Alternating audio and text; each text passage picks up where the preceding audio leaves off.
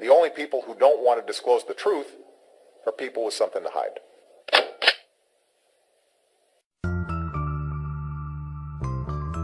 What he's saying.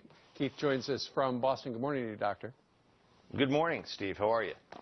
Fine, thank you very much. All right, so, you know, the average person might hear partisan rhetoric, but what do you hear in the words the president's using? Well, in the words hostage-taking, being held for ransom, he said that the Republicans are threatening to blow the whole thing up.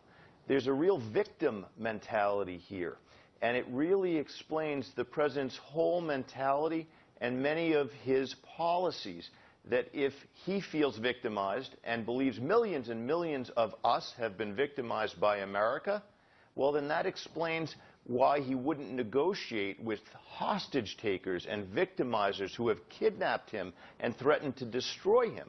And I think that's the way he feels. So are you suggesting that the president feels that he has been victimized by the Tea Party?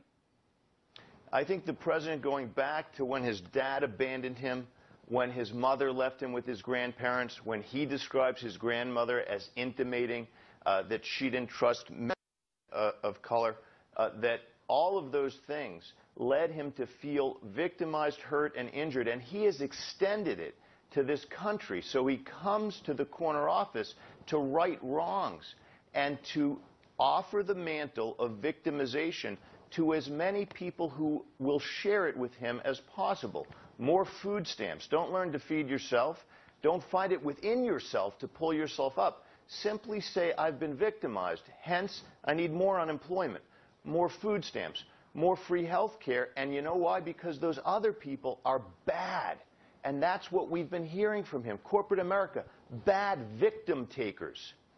Well, you know, if you're suggesting that he's got this victim mentality and he views the opposition that way, that would explain why he doesn't negotiate with them, because you said he regards them as bad people.